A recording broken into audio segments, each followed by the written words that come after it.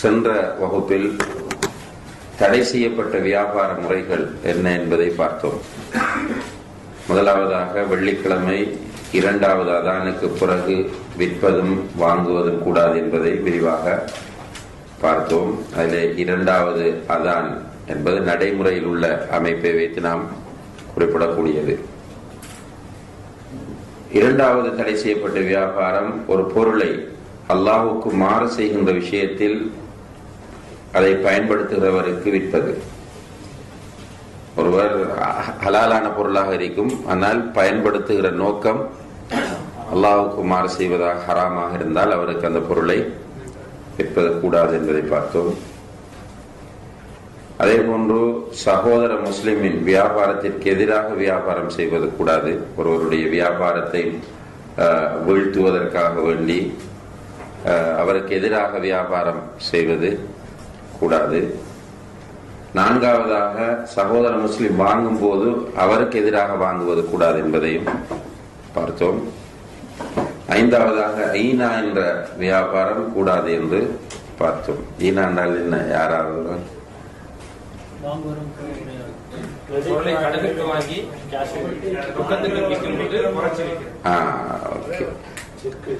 கேஷுக்கு வாங்கி கிரெடிட்டுக்கு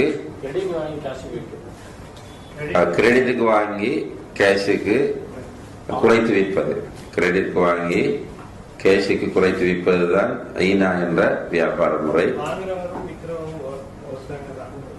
அது இரண்டாவது கண்டிஷன். அதே நபராக இருக்கணும்.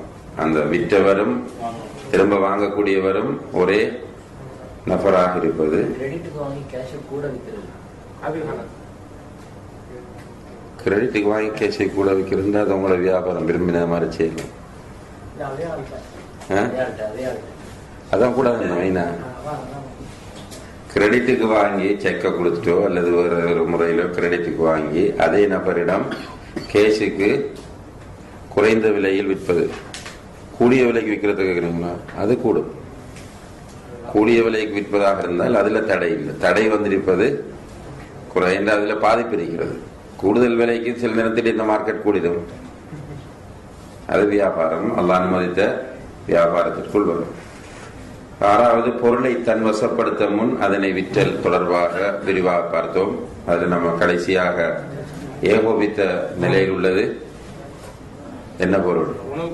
உணவுப் பொருட்கள் மட்டும்தான். மற்றத்தில் கருத்து வேறுபாடு இருக்கின்றத பார்த்தோம். ஏழாவது பழம் உரிய நிலையை அடைய முன் விற்றல். அதாவது ஒழுங்கா பழுப்பதற்கு முன்னால், பழமாகுவதற்கு முன்னால் ஒரு பொருள் விற்பது அது மோசடி. காய்த்து கொண்டு வரும்போதே ஆரம்ப நிலையில் விற்பது கூடாது என்பதையும் பார்த்தோம்.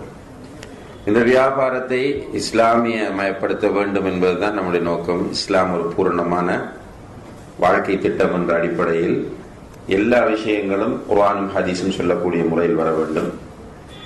குறிப்பாக கொடுக்கல் வாங்கல் என்பது மனித வாழ்க்கையில் தவிர்க்க முடியாத ஒரு செயற்பாடு.